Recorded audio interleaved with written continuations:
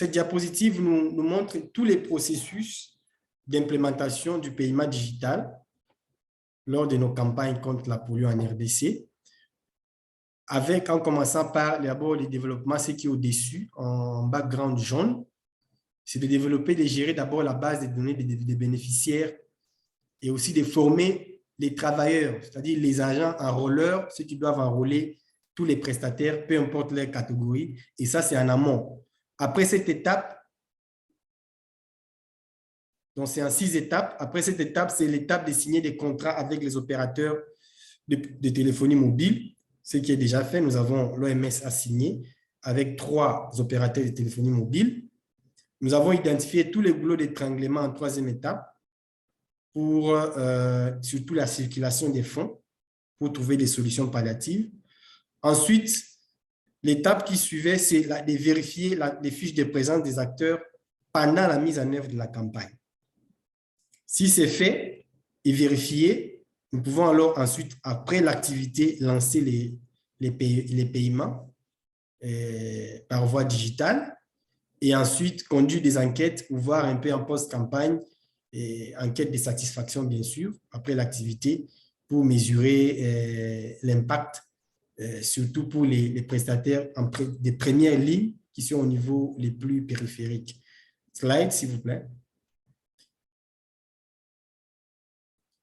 Diapositive, nous pouvons avancer.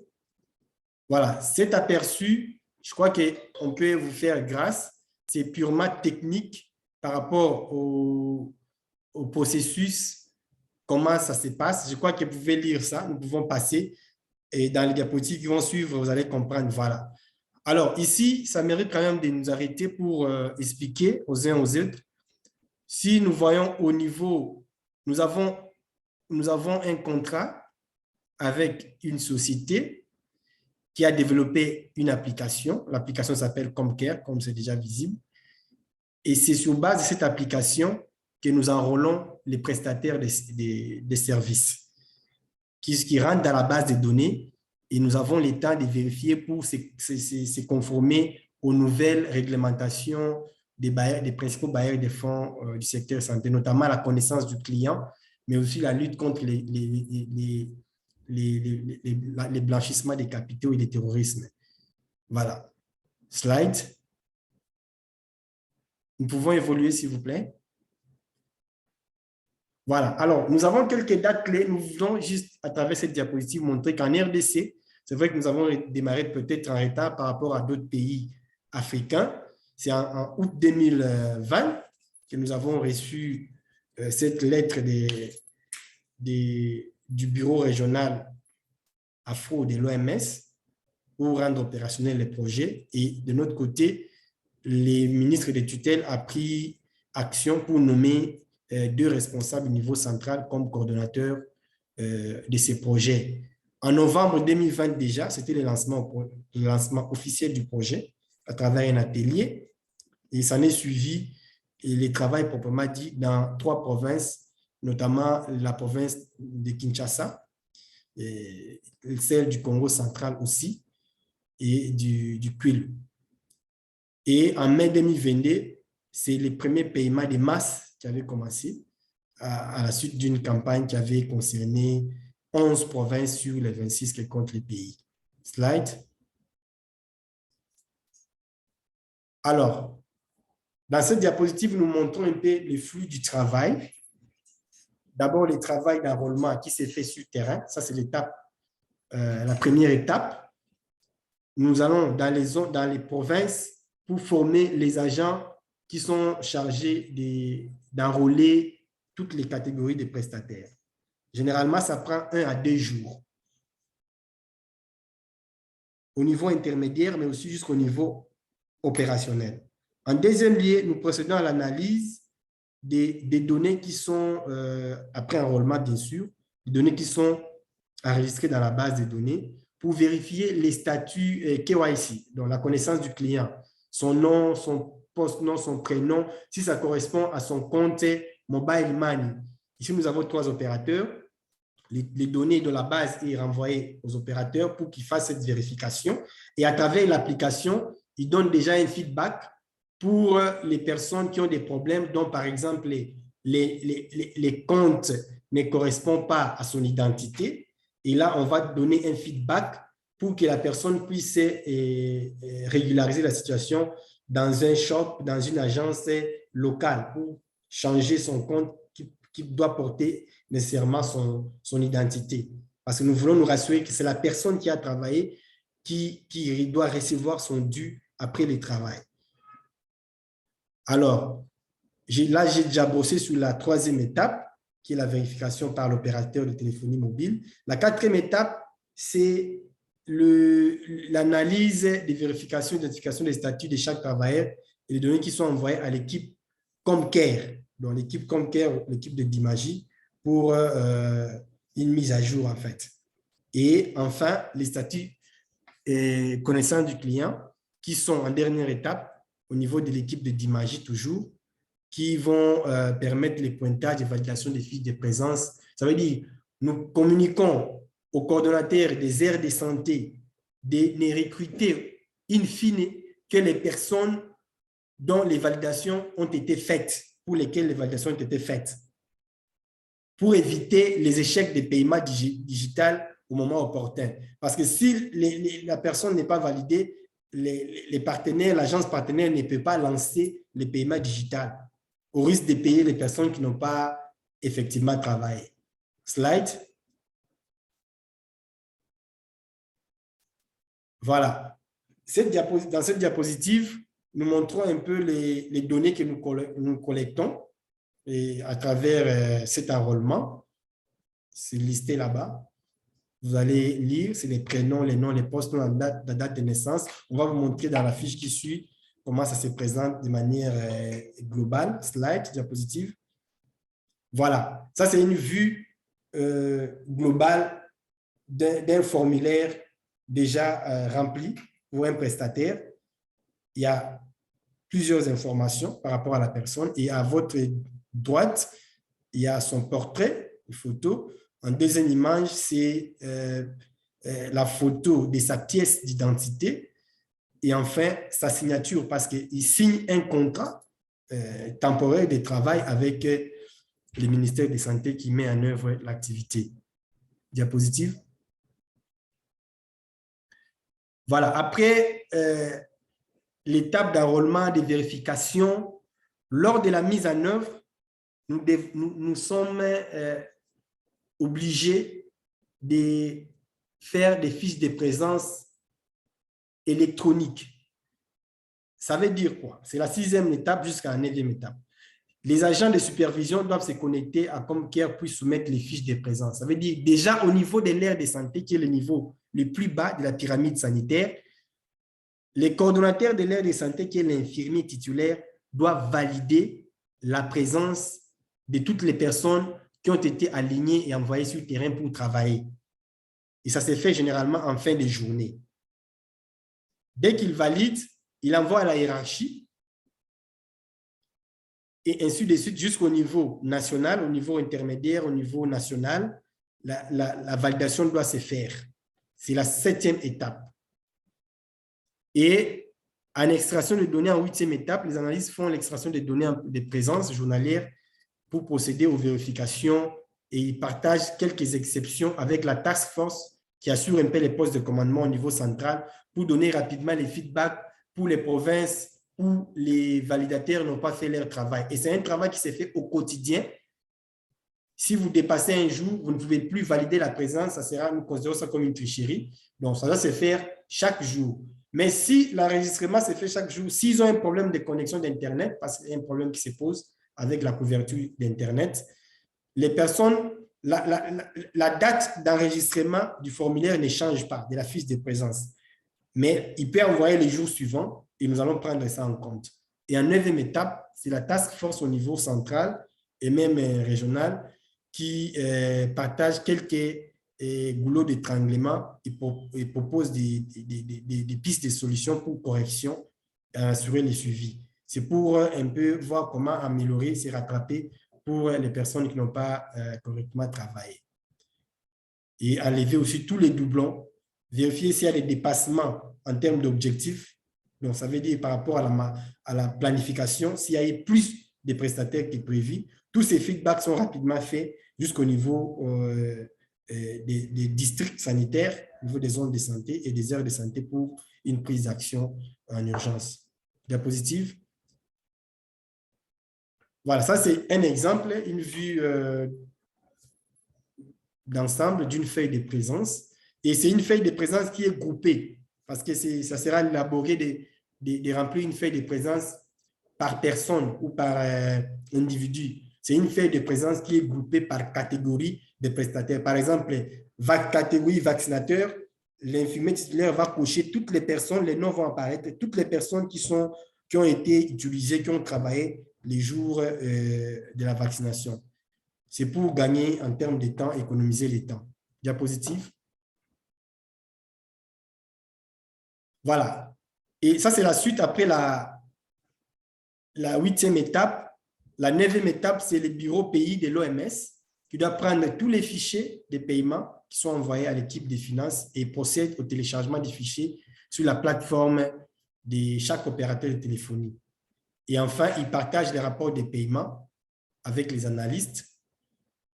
L'équipe de l'OMS, c'est elle qui procède au paiement. Et avant le début, ils vérifient tout.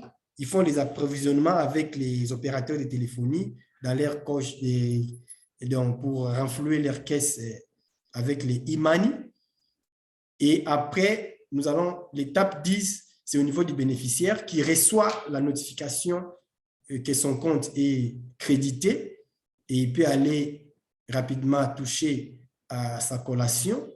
Et généralement, ils nous font les feedbacks parce qu'il y a des canaux de communication que nous avons créés, des plateformes WhatsApp, où nous rentrons directement en contact avec les coordonnateurs au niveau des aires de santé, au niveau des districts sanitaires, qui nous donnent un feedback. Et certains appellent même parce que nos numéros sont là pour... Plusieurs ont été contents de recevoir l'argent aussi vite possible à la fin de l'activité et ils ont reçu la totalité de ce qui leur était dû. En 10e étape, c'est au niveau AFO, au niveau régional, où les analyses se font pour concilier un peu les rapports de paiement avec les fichiers initiaux et vérifier si c'est conforme. Sinon, si ce n'est pas conforme, prendre des actions correctrices. Diapositive. Voilà. Ces tableaux illustrent un peu c'est un tableau de paiement, une fiche de paiement. Vous avez tous les détails. À la fin, il y a les statuts payés. Parfois, il y a les statuts qui sont échec. Ça veut dire que le paiement n'a pas été effectué pour une autre raison. Et pour ces cas litigés, les contacts sont pris pour que un autre paiement soit lancé rapidement les jours suivants. Donc, ça, c'est juste une illustration. Nous pouvons passer. Et ça fait déjà office aussi, ça résout directement les problèmes du retard de la justification de l'utilisation des fonds. Ce problème est vraiment criard au niveau de la RDC et ça bloque le système pour les futures interventions. Les retards dans la justification de l'utilisation des fonds. Le processus de gestion des exceptions se présente tel que vous voyez là, pour tous les cas litigés ou les exceptions. En premier lieu, nous recevons de nouveaux numéros de correction. S'il a changé de numéro, il nous communique, soit c'est à travers la base d'enrôlement, et nous mettons à jour notre base de données.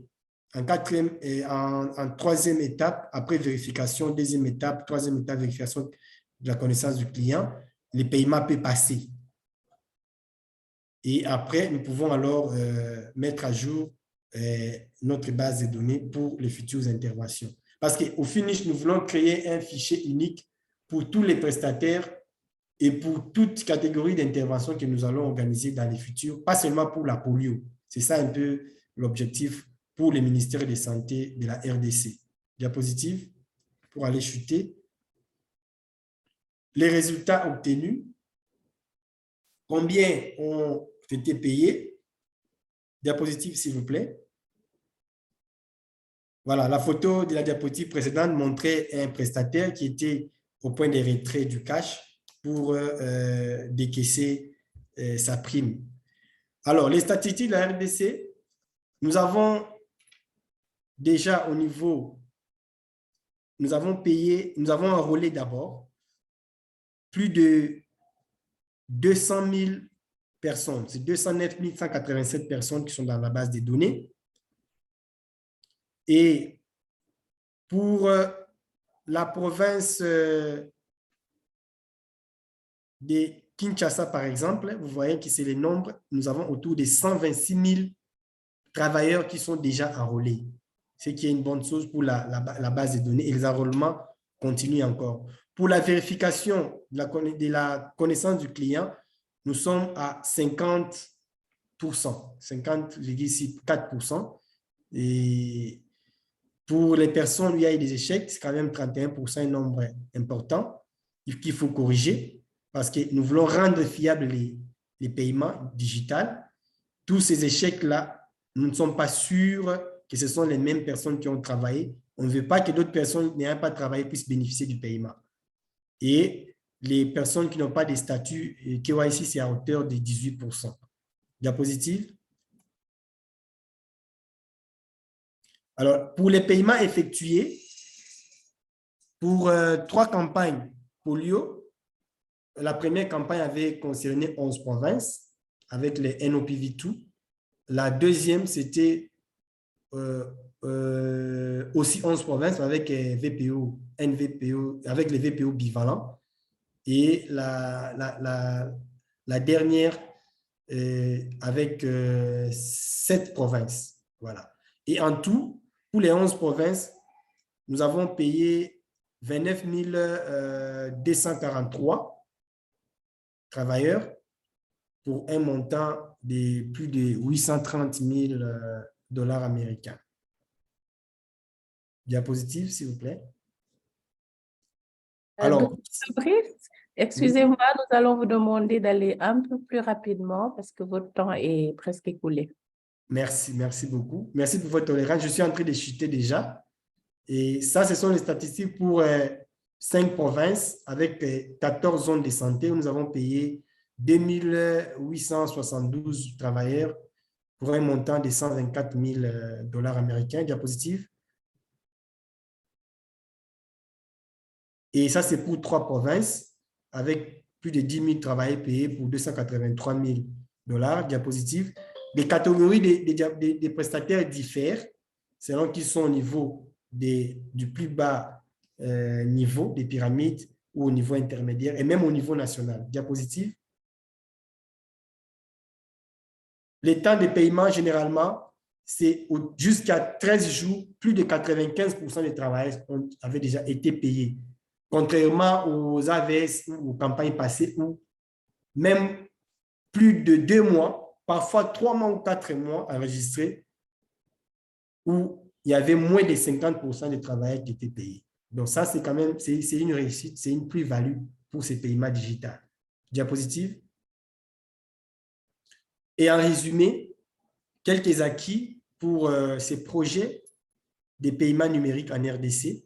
Nous avons déjà des contrats avec 3 opérateurs de téléphonie mobile. Il y a un processus de reporting des fiches pour vérifier la fiabilité, mais nous avons déjà une base de données qui a plus de 200 000 travailleurs qui va être bientôt augmentée parce que nous allons dans d'autres provinces où nous n'avons pas encore exploité. Mais il y a plusieurs défis encore à relever, notamment la couverture en réseau téléphonique et aussi en réseau Internet qui n'est pas au niveau voulu ou escompté. Nous avons renforcé quand même la capacité de plusieurs acteurs au niveau des 11 provinces déjà. Nous allons étendre ces renforcements des capacités et nous avons comme acquis réduit significatif quand même les délais de paiement entre la fin de l'activité et les paiements effectifs des acteurs. Ça, c'est une amélioration et il y a une transparence, il y a une fiabilité et il y a même de la redevabilité par rapport au travail qui doit se faire. C'est plus les travailleurs des premières lignes qui se sont vraiment réjouis de ces modes de paiement parce qu'ils reçoivent la totalité des fonds en un court laps de temps. Voilà, diapositive, c'est pour clôturer. Et voilà, c'est la joie après avoir perçu son dû à la fin de la campagne de vaccination contre la polio. Nous avons encore plusieurs défis à relever. Et il y a bien sûr, comme c'est un projet, une innovation, certains acteurs, surtout du niveau intermédiaire, semblent encore être léthargiques ou sont un peu, entre guillemets, mécontents de ces projets ou essayent de mettre des goulots d'étranglement pour que ça n'avance pas. Mais au niveau les plus élevés, au niveau les plus stratégiques, nous sommes tous engagés pour aller de l'avant et améliorer les résultats. J'ai dit, je vous remercie. OK. Merci, Dr. Fabrice Mawa, pour votre présentation. Sans plus tarder, nous allons passer à la seconde présentation qui sera faite par M. Serge Gabriel Obou de la Côte d'Ivoire, qui est gestionnaire financier du Fonds pour la vaccination du programme élargi de vaccination en Côte d'Ivoire. M. Serge Gabriel Obou, vous avez 15 minutes pour votre présentation.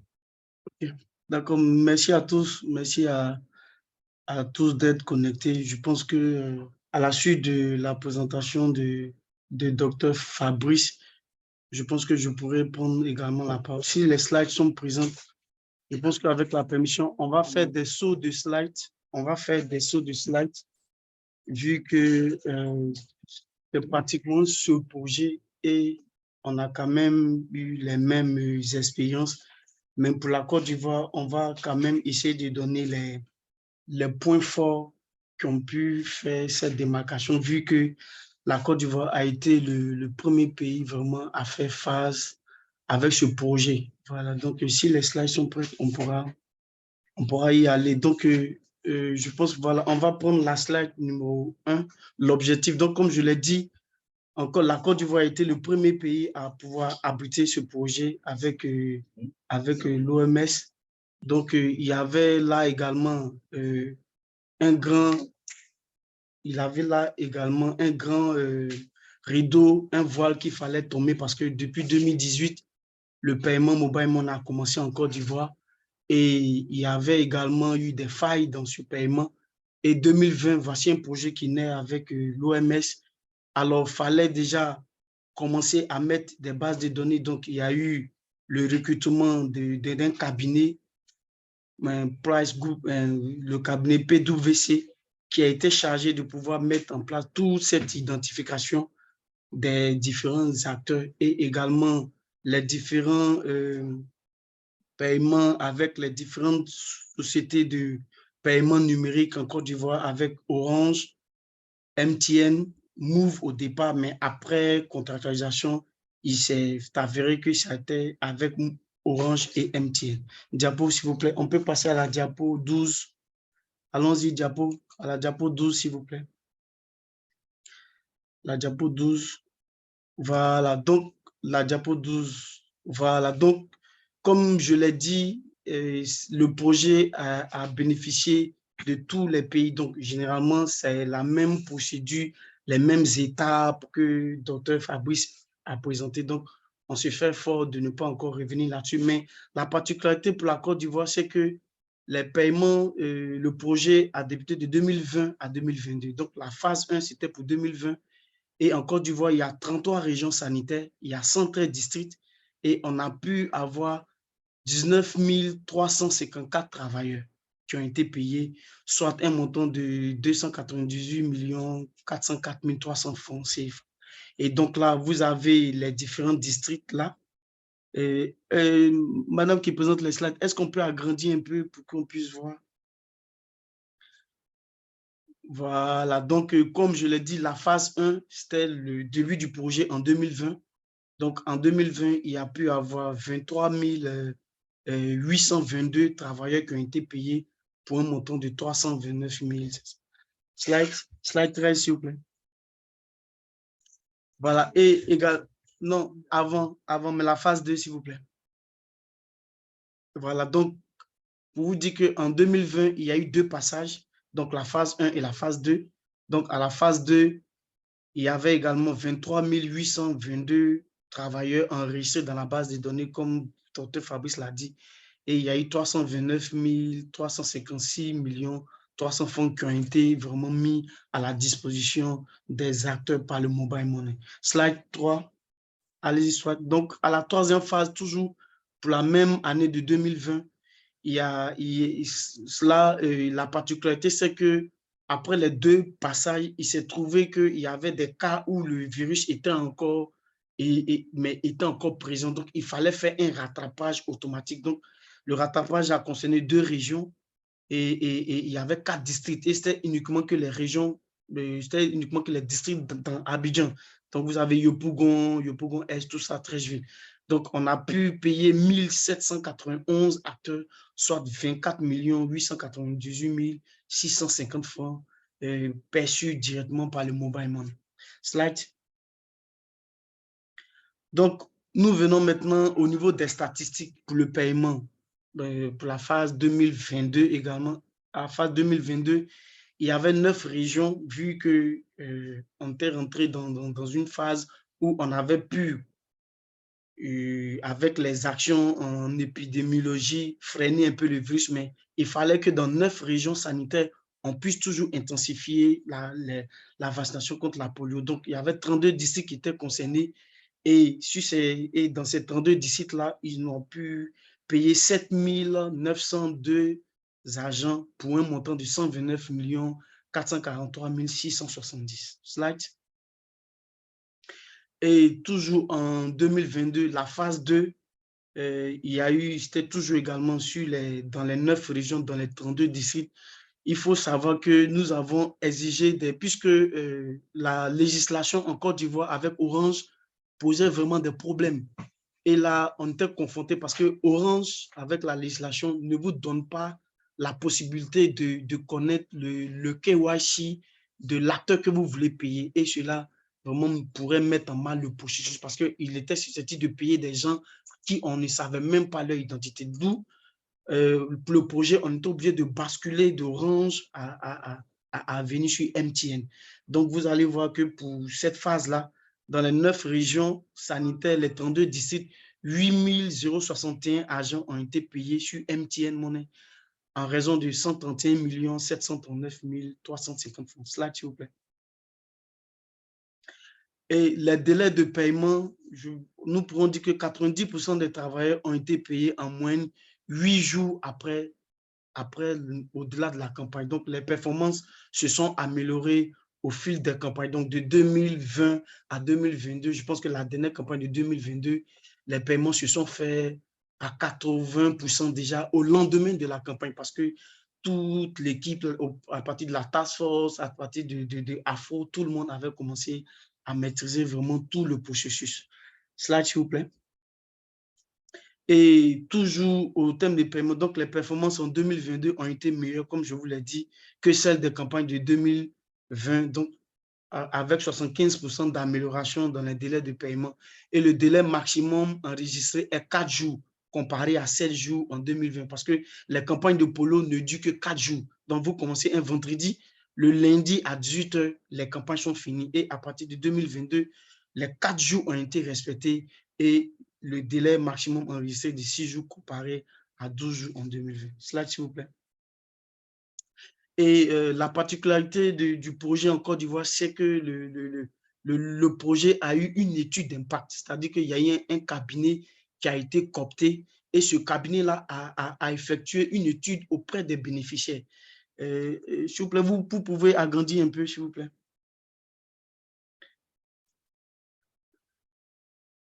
S'il vous plaît, on peut agrandir un peu la slide. Non, vous pouvez revenir, s'il vous plaît. Agrandissez un peu la slide.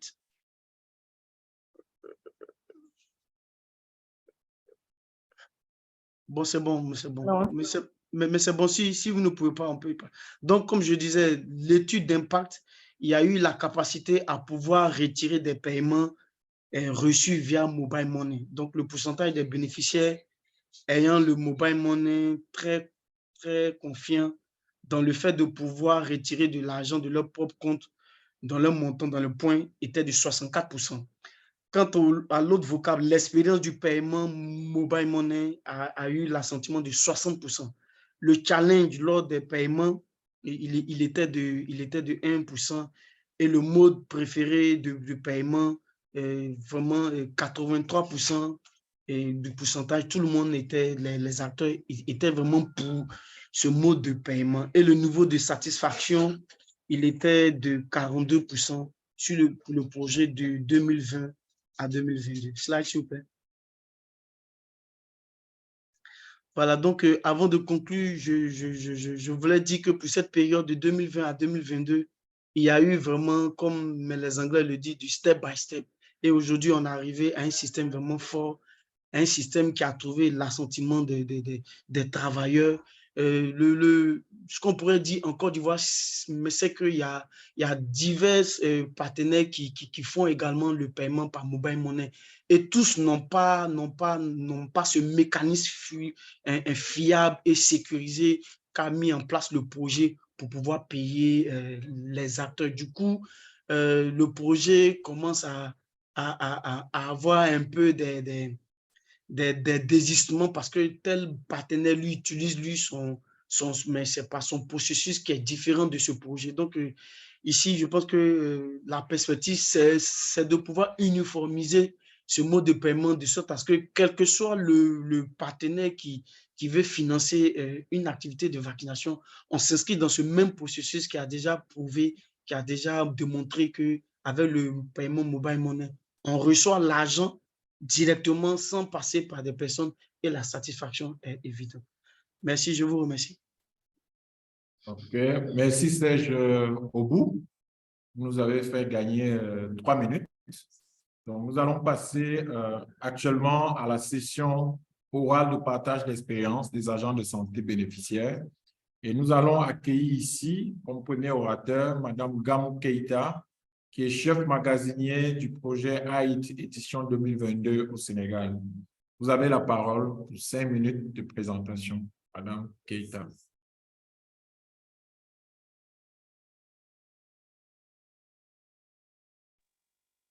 Bonjour, Okay.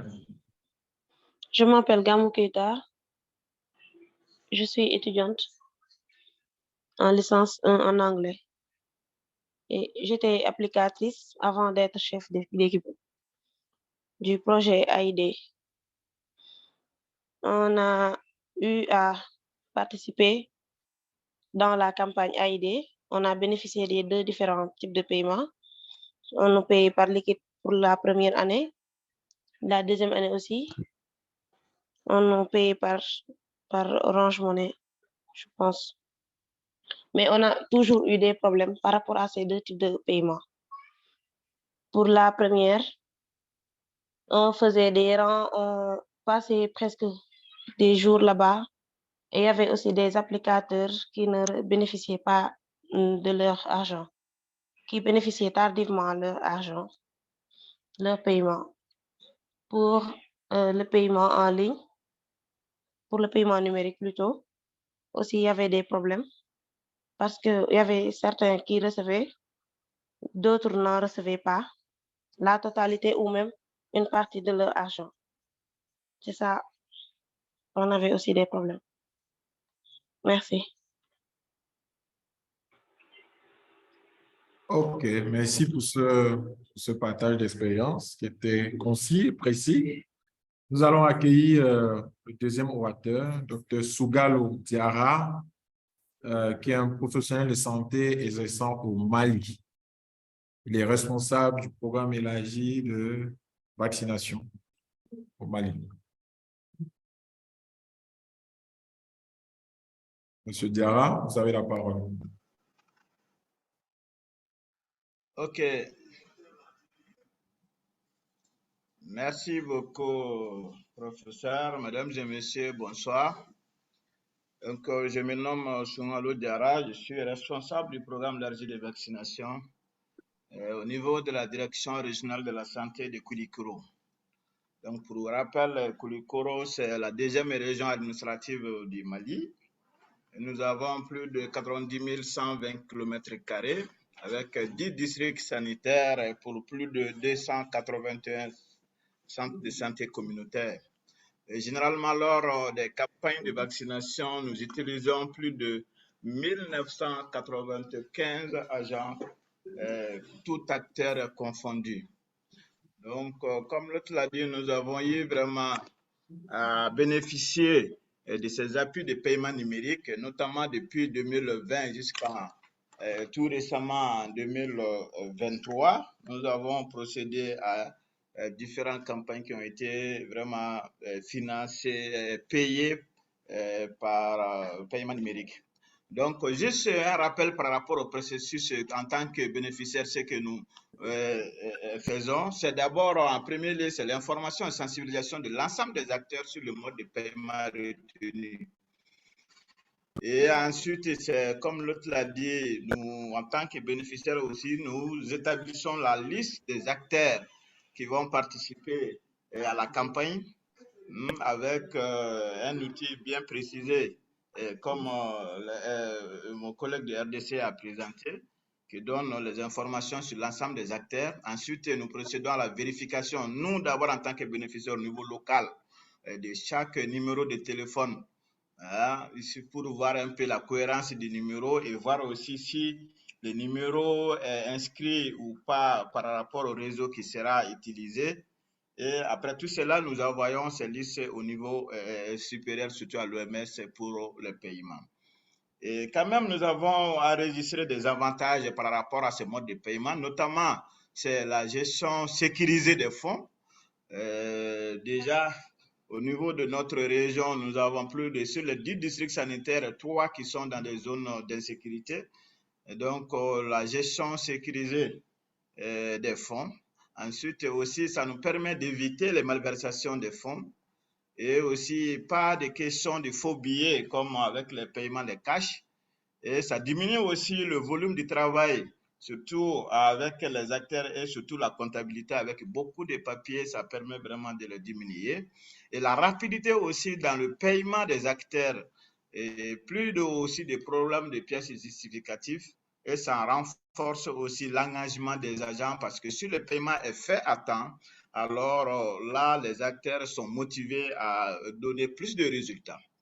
Donc, en plus aussi de ces avantages, nous avons enregistré aussi un certain nombre d'inconvénients et de points à améliorer. C'est notamment l'échec dans certains paiements et absence aussi des réseaux utilisés dans certaines localités et aussi des problèmes par rapport au réseau avec les atteintes des fonds de mouvement d'argent pour certains numéros et aussi des paiements sur d'autres numéros comme quelqu'un l'a souligné parce que si le numéro n'est pas bien vérifié, ça va aller chez quelqu'un d'autre qui n'est pas l'acteur de l'activité.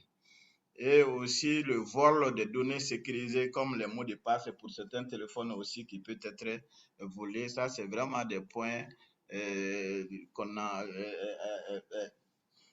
eu à recenser comme des points d'insuffisance.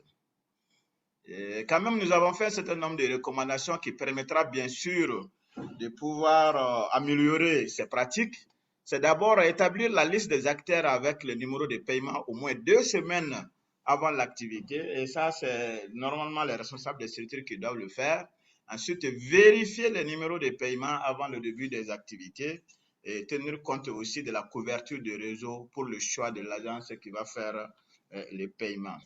Et sinon, vraiment, ce mode de paiement a beaucoup d'avantages chez nous, surtout dans les contextes d'insécurité où la circulation avec des cash devient difficile. Donc, mesdames et messieurs, je vous remercie. OK, merci, Dr. Sougalo, pour votre intervention. Donc, nous allons passer actuellement à la phase des questions-réponses. Mais peut-être avant, on va prendre 2 minutes pour faire une petite synthèse. Donc, nous avons reçu ici, au cours de ce webinaire, 4 interventions, 2 présentations qui étaient faites en utilisant le super PowerPoint, dont une qui nous parlait de l'expérience de l'implémentation des paiements numériques en RDC dans le cadre de vaccins contre la poliomyélite. Cette présentation a été faite par Dr. Fabrice Mawa.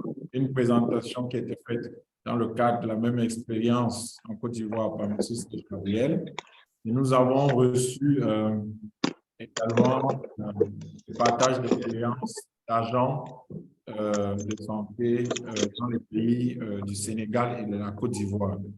Donc, ce que nous avons pu retenir, c'est qu'en RDC, le lancement du paiement numérique se fait depuis 2022. Et il nous a été présenté, en fait, le processus qui a permis d'implémenter cette approche. il y avait donc l'enrôlement des différents bénéficiaires, la validation de leur identité, la validation de leur présence pendant les activités, le paiement effectif et le reporting des paiements. Il y avait également tout un mécanisme qui a été mis en place pour pouvoir gérer les erreurs qui surviendraient. Donc, parmi les résultats importants qui nous ont été mentionnés, c'est le fait que ce système-là a couvert 3 campagnes de santé, couvre environ 21 provinces. On a à peu près 209 000 personnes qui ont été enrôlées et pour certaines campagnes, on atteignait près de 29 000 personnes qui étaient payées, soit une somme engagée de près de 840 000 $. Donc, un des avantages notables a été vraiment celui de la réduction des délais de paiement dans le cadre de cette activité. En Côte d'Ivoire, le début, lui, il est plutôt en 2020, donc c'est le même processus qu'en RDC. Donc, le système couvre 33 régions, 113 districts. Donc, on a eu enregistré des paiements qui allaient jusqu'à 19 350 personnes, avec des sommes engagées qui oscillaient autour de dizaines, voire de centaines de millions. Donc, ils ont également noté une réduction des délais de paiement et également noté au cours d'une étude la bonne expérience utilisateur et le fait que les participants ou les bénéficiaires étaient très contents de pouvoir bénéficier de ces services-là via les paiements numériques. On a également reçu le partage d'expérience de Mme Keita et Dr Songalo qui nous ont présenté les différents avantages perçus par les bénéficiaires, mais aussi les différents inconvénients qui ont pu être notifiés, notamment les échecs de paiement, l'absence de paiement, les erreurs des destinataires, les vols de mots de passe. Donc, voilà ici résumé ce qui nous a été présenté par nos différents orateurs. Maintenant, je souhaite qu'on passe à la phase questions. On va peut-être commencer par les questions qui sont dans la chat box. Donc, on va les parcourir au fur et à mesure.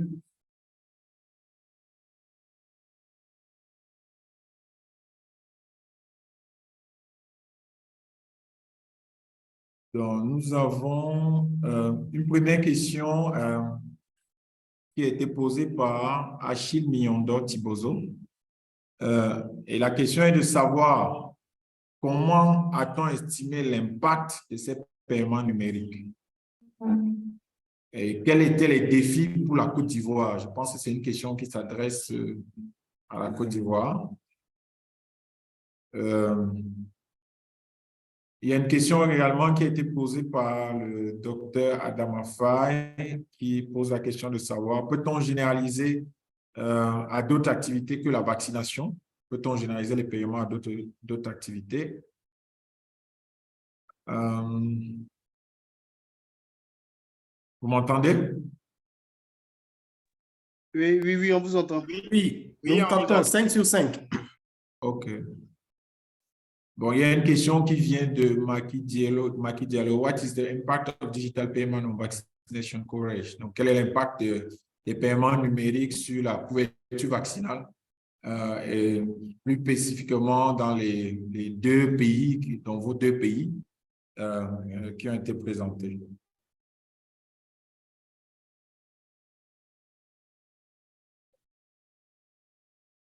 Donc, je vous conseille de noter, donc je parcours un peu au fur et à mesure, et après, vous aurez la parole pour pouvoir répondre aux différentes questions qui vous concernent.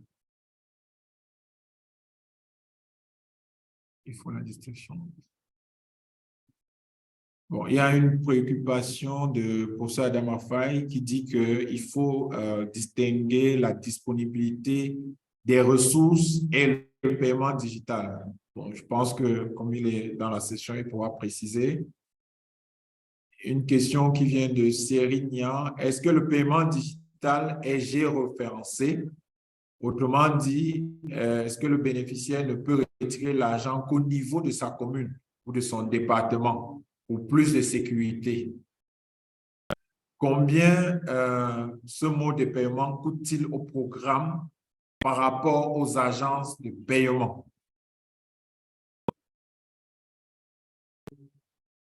Donc, on va peut-être prendre d'abord cette série de questions. Donc, on va commencer par la RDC. Donc, vous allez répondre aux questions qui vous concernent.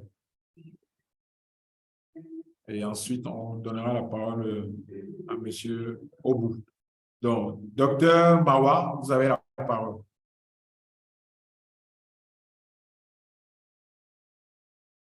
OK, merci, messieurs les modérateurs, pour la parole. Je remercie aussi tous les participants qui ont posé des questions. Ça montre leur intérêt pour ces modes de paiement et la présentation que nous avons faite. Pour quelques questions de la RDC, je commence par la question de M. Maki Diallo sur l'impact du paiement numérique sur la couverture vaccinale. Je crois que c'est une question adressée autant à la RDC qu'à la Côte d'Ivoire. Pour la RDC, nous avons pensé déjà à ça, ce qui est vrai. Comme l'étude aussi d'impact, disons, pour mesurer le niveau de satisfaction des prestataires, on n'a pas encore débuté ça en RDC pour l'étude d'impact. Nous voudrons d'abord commencer avec l'étude d'impact et après, comme le projet n'a commencé qu'en 2022 et en 2023, nous avons une série de campagnes, nous avons projeté d'approfondir cette analyse à partir de S2 2023 qui est en cours, pour voir dans les mêmes zones les résultats d'avant les projets en termes de couverture et d'après les projets. Donc, comme le projet n'a commencé qu'en 2022, il y a certaines provinces qui n'ont pas encore conduit deux passages pour faire cette analyse comparative. C'est pertinent, nous y avons déjà pensé, mais pour l'instant, nous ne pouvons pas vous donner une réponse, étant donné que l'analyse n'est pas encore faite. Alors, il y avait une question aussi que vous n'avez pas peut-être lue, mais j'avais moi-même lu dans. Ce sont les défis. Il y a un participant qui a posé les questions. Quels sont les défis à relever pour la RDC pour ces paiements numériques? Quelques défis que nous avons épinglés, identifiés. Le un, c'est d'abord l'optimisation de la couverture en réseau de téléphonie mobile et Internet. La RDC, c'est un grand pays, c'est vraiment un pays aux dimensions continentales, avec des zones de santé qui dépassent même la superficie de certains pays. Je prends la zone de santé de Yamboukou, par exemple, dans la Mongala, elle est plus grande, les districts sanitaires est plus grand que le Rwanda, par exemple, que la Belgique. Donc, et là, dans tous les coins et recoins, il n'y a pas de réseau. Nous voudrons vraiment que davantage les opérateurs de téléphonie mobile puissent se mobiliser pour couvrir toutes ces aires de santé. Mais aussi d'augmenter la disponibilité en points de retrait. Les points de retrait ne sont pas aussi nombreux que nous les souhaitons. Ça, c'est un défi à relever. Parce que s'il n'y a pas assez de points de retrait, nous ne pouvons pas étendre les projets. Ce sont des goulots d'étranglement. Donc, c'est un défi. Par exemple, une personne ne peut pas parcourir 40 ou 50 kilomètres, quitter une localité pour aller dans une cité à 40-50 kilomètres pour retirer, par exemple, l'équivalent de 15 $ américains. Les frais de transport risquaient de prendre même 10 $ et il n'aura bénéficié que de 5 $. Ça, et puis, enfin, pour ne citer que cela, l'engagement, les forts engagements des autorités au niveau provincial. Parce qu'au niveau national, toutes les autorités politico-administratives sont engagées. Mais il y a encore des couacs, une sorte de léthargie au niveau, dans les chefs des autorités, quelques autorités provinciales. C'est vrai, ce n'est pas dans toutes les provinces, mais dans certaines provinces, nous avons senti cela. Que les autorités elles-mêmes ne se sont pas données pour donner cette impulsion-là à tous les collaborateurs jusqu'au niveau des districts sanitaires. Alors, pour le professeur Adama, pour sa première question, peut-on généraliser ces modes de paiement à d'autres secteurs? Je pense que oui. Et d'ailleurs, les collègues de la Côte d'Ivoire sont mieux placés pour répondre à ça, parce que je pense qu'en Côte d'Ivoire, j'aurais appris que même d'autres secteurs ont mordu à cet hameçon. Ils ont commencé aussi à utiliser ces modes de paiement qui a donné des bons résultats en termes de fiabilité, de transparence et même des pièces justificatives dans d'autres secteurs. Mais pour sa deuxième question, la deuxième question du prof Adama, Faye, nous n'avons pas compris la distinction entre les paiements digitaux et les ressources disponibles, s'il peut élucider sa question. Je crois que je peux d'abord m'arrêter pour le moment à ce niveau. Merci. OK. On va passer à... Bonjour à tous. Si je peux juste rajouter quelque chose par rapport à l'intervention de Dr Fabrice. Moi, c'est Ahmed Hamani, donc administrateur régional des finances à l'OMS. Je travaille avec Dr Fabrice et aussi M. Obou dans le cadre de ces projets-là. Alors, au niveau des défis, il y a une particularité au niveau de la RDC par rapport à la Côte d'Ivoire et ça crée quand même pas mal de difficultés. La Côte d'Ivoire aujourd'hui, je dirais que 99,9% des paiements dans le cadre d'une campagne polio se font par mobile money. Donc, c'est vraiment tout le pays qui est concerné. Lorsqu'on fait une campagne polio, tout le monde est payé par mobile money, sauf à de rares exceptions près, lorsqu'on a certaines difficultés. Ça facilite beaucoup de choses. Aujourd'hui, à RDC, la couverture réseau, dont Fabrice l'a mentionné, ou la disponibilité des points de retrait font qu'on a des modes de paiement, on a du mobile money, mais également on a du cash. Donc, vous allez voir pour une zone de santé, par exemple, certaines aires de santé vont être payées par mobile money, d'autres vont être payées par cash. Et ça crée beaucoup de confusion dans la mise en œuvre. Et ça, c'est quelque chose que nous vivons lors des campagnes au niveau de la RDC. Donc, lorsqu'on a des modes de paiement différents qui coexistent, dans la mise en œuvre, dans le quotidien, au moment du paiement des acteurs, ça génère vraiment un certain nombre de difficultés opérationnelles et un certain nombre de confusions dans la compréhension des rôles et responsabilités des différentes parties prenantes. Donc ça, c'est un point que je voulais ajouter. Merci. OK, effectivement, c'est un challenge important à considérer pour la mise en œuvre. Effectivement, ça peut générer pas mal d'erreurs qu'il faut être capable d'expliquer. OK, on va passer la parole à M.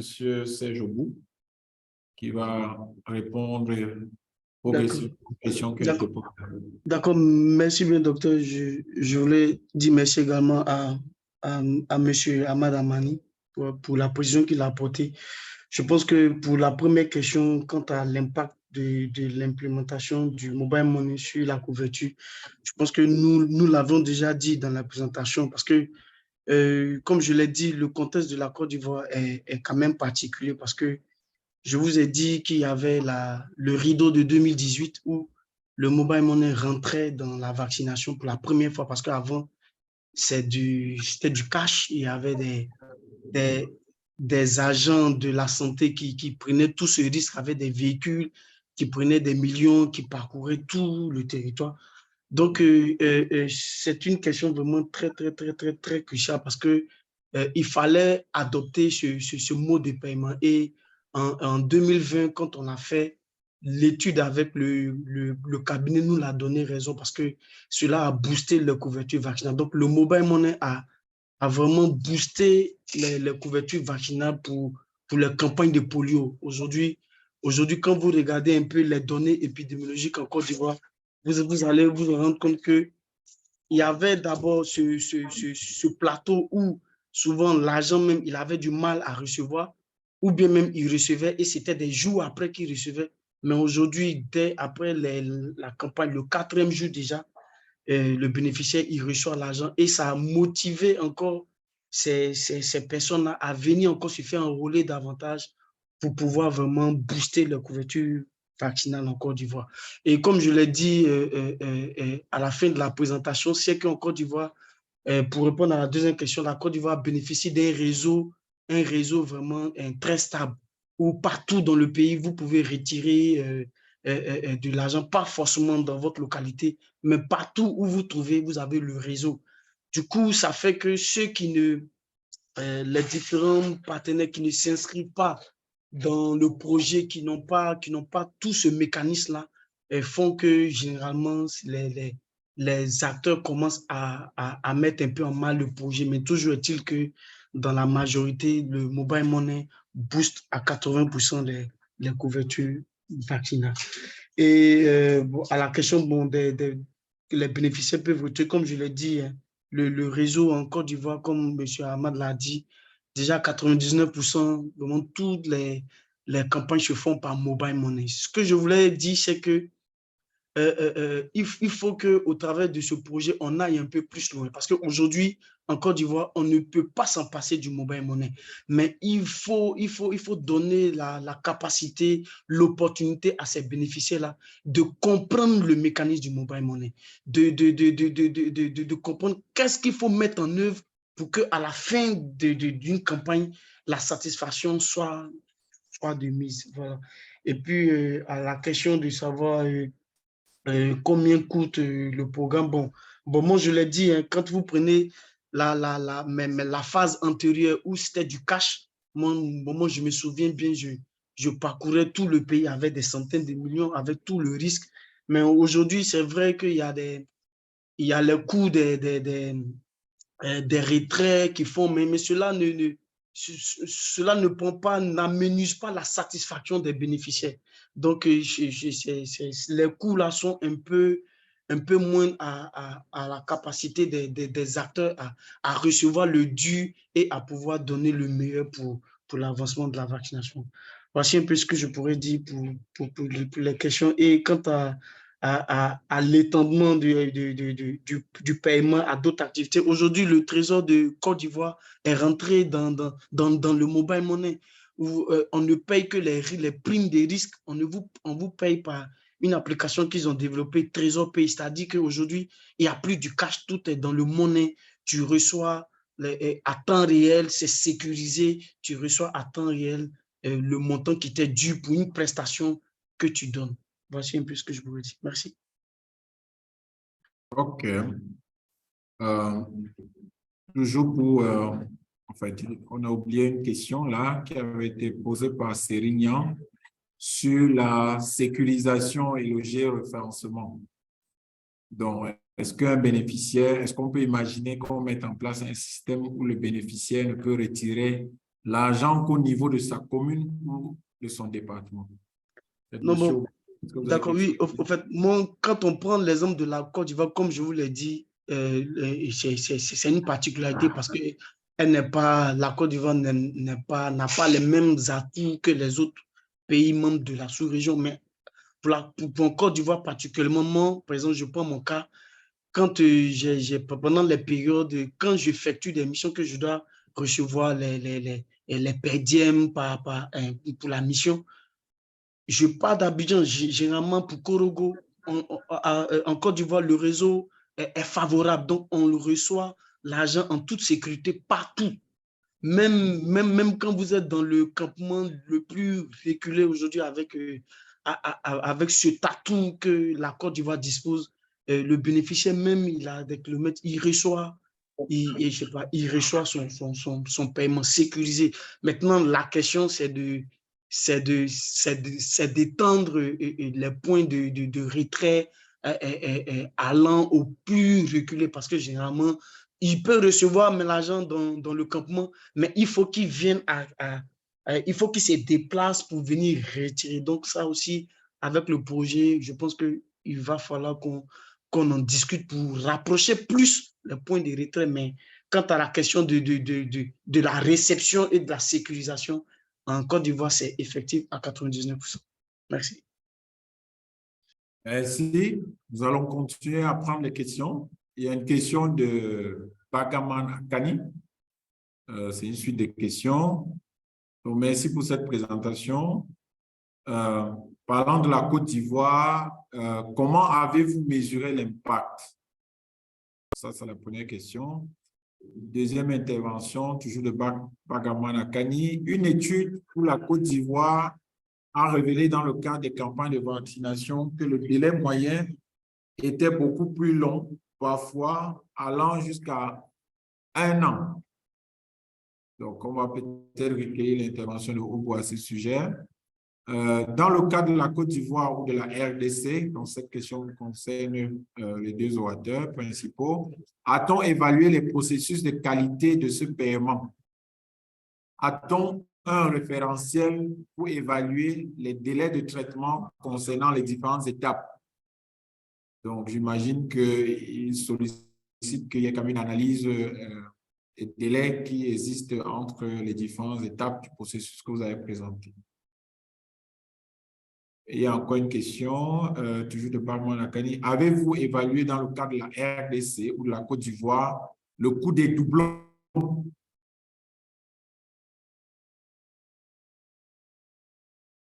On a une question de Mohamed Ourou Yari. Je tiens à exprimer ma plus grande admiration et satisfaction pour cette innovation qui pourra véritablement être élargie à d'autres activités. J'aimerais savoir, dans le processus, à qui incombe la responsabilité de la justification des fonds? Je pose la question parce qu'on assiste souvent à une double charge de travail où la justification classique est exigée parallèlement au paiement numérique.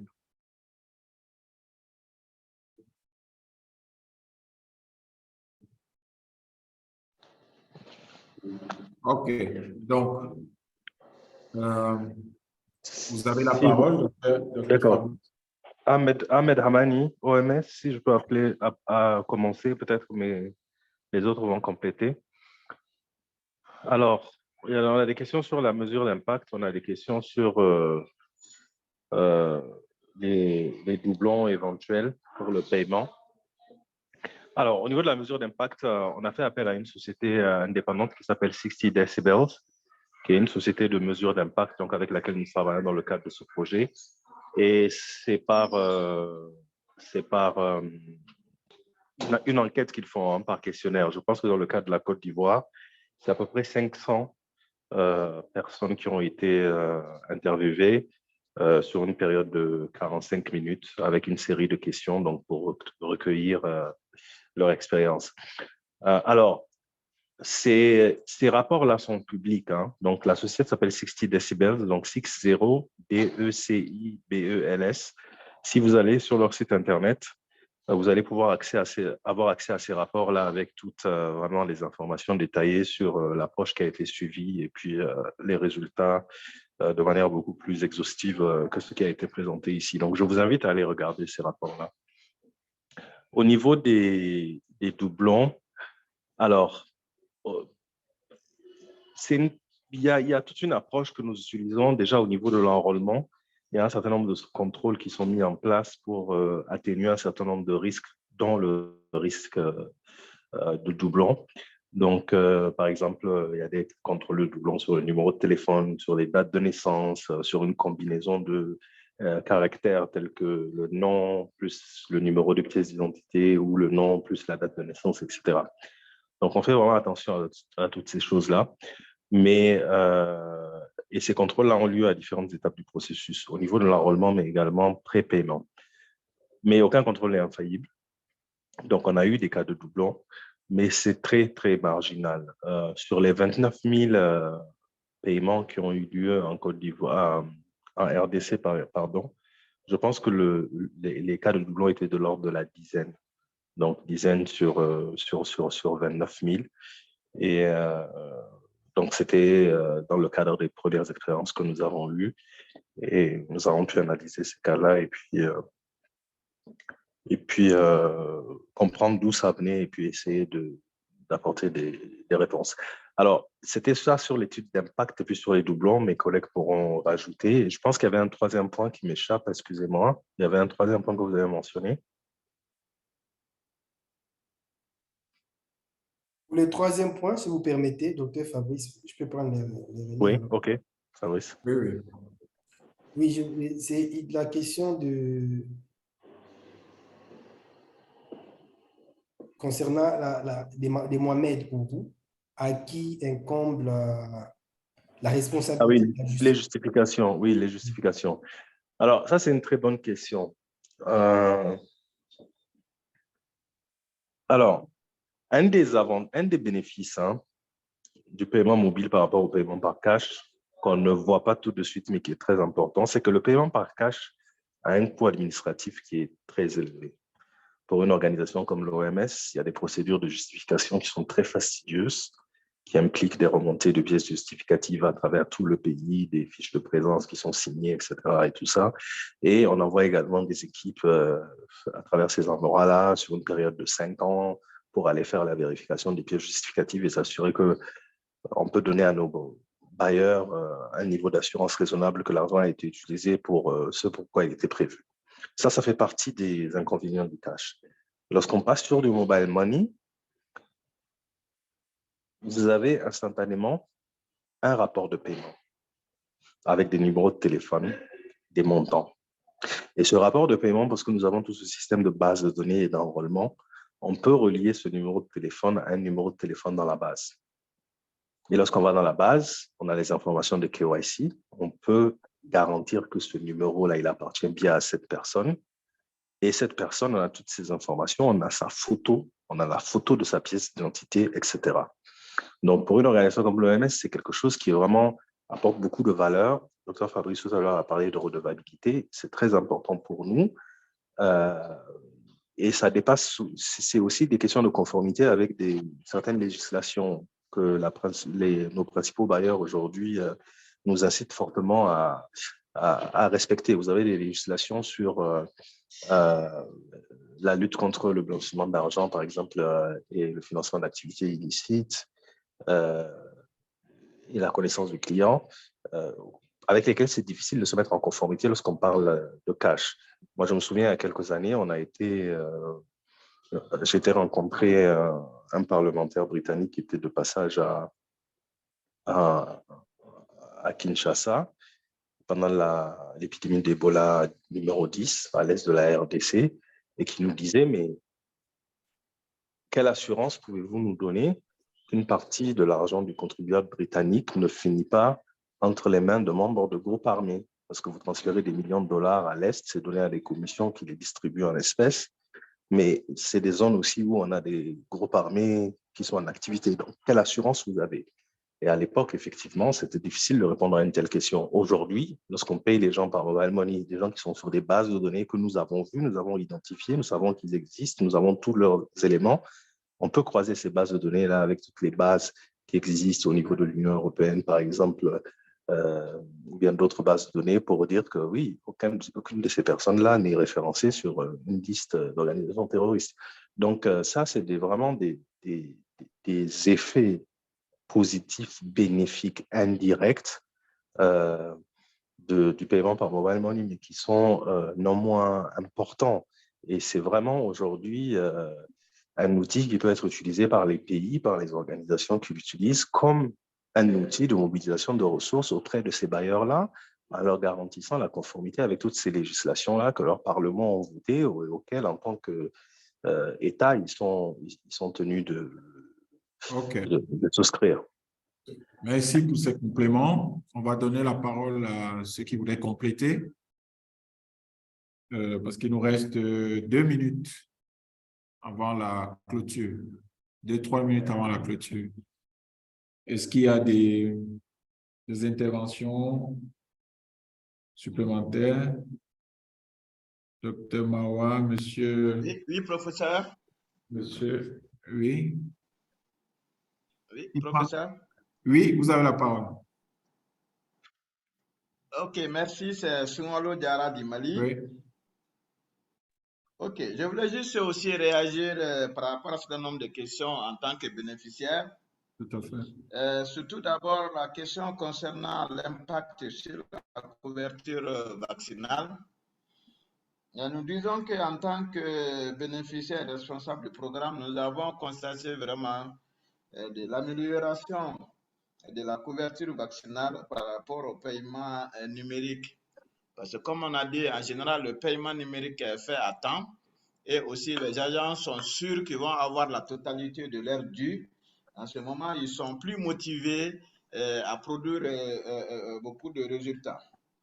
Donc, ensuite, concernant la deuxième question du professeur Faye, peut-on généraliser dans d'autres activités? Nous disons qu'au Mali, pratiquement toutes les subventions de Fonds mondial, c'est le système Zero Cash Police. Donc, toutes les activités qui se font à partir de ces financements, c'est toujours par paiement numérique. Même actuellement, là où je suis en activité par rapport à une campagne de distribution des moustiquaires qui est financée par CRS sur le Fonds mondial. Et ça, ce paiement, c'est en train d'être fait par paiement numérique. Donc, même les vaccinations Covid aussi qu'on a eu à faire aussi, tout ça, c'était par paiement numérique. Donc, c'était vraiment ces ajouts que je voulais faire. Merci. OK, merci. Une autre intervention? Oui, mais bien, je peux faire une petite intervention avant la fin, là. Oui, professeur Dama. Oui, merci beaucoup, Bédian. En tout cas, merci encore à tout le monde. Et nous avons assisté à des débats très, très intéressants. Des débats qui montrent que le paiement numérique est vraiment devenu une réalité dans nos sous-régions. Hein. Donc, et je pense que les bénéfices sont là, tout le monde les a vus. Donc, le cas du Mali, en zone là où il y a des problèmes de sécurité, je pense que le paiement numérique vient surmonter, en fait, permet de surmonter ces difficultés. On a vu le cas de la Côte d'Ivoire où c'est vraiment devenu une pratique courante. Et donc, je pense que tous les pays vont aller dans ce sens, hein, parce que, donc, et même dans les pays développés, il y a de moins en moins de gaps. Donc, peut-être maintenant, en fait, je pense que le point sur lequel on devrait aller de l'avant, c'est l'utilisation du paiement, en fait, que ça ne soit pas seulement un retrait, quoi, qu'on puisse utiliser le portable pour, comme ça se fait au Sénégal des fois, qu'on puisse payer ses services, qu'on puisse acheter du sucre, qu'on puisse aller au supermarché. Et donc, ce qui fait que, en fait, on n'aura même plus besoin de points de retrait. Et donc, bien sûr que ça va au-delà du paiement en santé. Donc, je pense que, mais on va aller vers cela parce qu'on se rend compte qu'il y a de plus en plus de services où on a besoin de ce paiement numérique. Et ce qui fait que les gens pourront conserver et non pas aller systématiquement retirer pour encore utiliser le cash dans d'autres services. Ça, je pense que c'est un élément qui va être extrêmement important dans l'avenir et qui sera un des facteurs les plus importants pour le paiement numérique. Et je pense que l'exemple de la Côte d'Ivoire a aussi montré qu'on peut réduire la durée avec l'expérience. Bon, c'est vrai qu'ils n'ont pas donné tous les éléments, mais je me dis que c'est vraiment l'expérience qui leur a montré quelles sont les stratégies qu'il faut changer, comment est-ce qu'il faut évoluer. Et donc, ceci a permis de réduire la durée. Donc, au Mali, on a vraiment donné tout ce qui est motivation, tout ce qui est sécurité, les malversations. Donc, je pense que l'intérêt du paiement numérique est important. C'est vrai qu'il y a des problèmes de couverture, comme en RDC. Donc, je pense que le développement du paiement numérique dépend aussi du développement de d'autres secteurs. Et donc, je pense qu'en accélérant le développement de ces secteurs, on va aussi accélérer le développement du paiement numérique. Donc, ça veut dire que ce n'est pas un processus qui est isolé, mais aussi qui dépend d'autres facteurs. Donc, vous voyez que en tout cas, c'est une approche qui va aller de crescendo à l'avenir et je pense que c'est ça qui fait le charme et l'intérêt de ce projet qui nous permettra d'ici un an d'identifier aussi d'autres évidences scientifiques. Donc, je vais vous remettre la parole, professeur Bédian, peut-être pour prononcer les derniers mots. Merci. OK, merci, professeur. Bonjour. Pardon? Bonjour. Oui, bonjour. Nous sommes à la phase de la fin. Vous voulez intervenir? Oui, apparemment. Malheureusement, j'étais en service, c'est pourquoi je suis entré en retard. Je voulais juste peut-être en un mot dire que c'est une bonne chose parce que nous, au Sénégal aussi, on l'a expérimenté avec le projet APT dans la zone de Tambacounda, dans un projet de lutte contre le paludisme. Bon, mais malheureusement, nous sommes vers la clôture, donc je ne pourrai pas trop intervenir. Peut-être la prochaine fois, Inch'Allah, je le ferai. Merci. OK, merci. Donc, je vais prendre la parole juste pour exprimer mes remerciements, on va dire, à l'endroit de tous les participants de ce webinaire, tous les orateurs, tous les différents intervenants et tous les participants. Et également adresser tout l'honneur qui m'a été fait envers l'équipe du Sénégal, qui m'a fait l'honneur justement de pouvoir modérer cette session qui portait sur la thématique paiement numérique des agents de santé en Afrique, les expériences de mise en œuvre récentes dans les campagnes de santé de vaccination en Côte d'Ivoire, RDC, Sénégal et au Mali. Donc, nous avons eu beaucoup d'échanges qui étaient enrichissants et nous espérons que ces échanges vont continuer au-delà de ces webinaires et favoriser la mise en œuvre de telles avancées dans nos différents pays. Donc, je vais sans plus tarder laisser la parole au professeur Adama Faye, qui est le directeur du Hub francophone dans le projet paiement numérique des agents de santé en Afrique subsaharienne, pour des mots de clôture de la session. Pour ça, dans ma faille. Ok, merci beaucoup, professeur Bédian, d'avoir bien accepté de modérer et de très bien modérer ce débat. Donc, je pense qu'on va en organiser encore, hein, peut-être d'ici 1 ou 2 mois, parce qu'il y aura toujours des aspects sur lesquels il faudra discuter.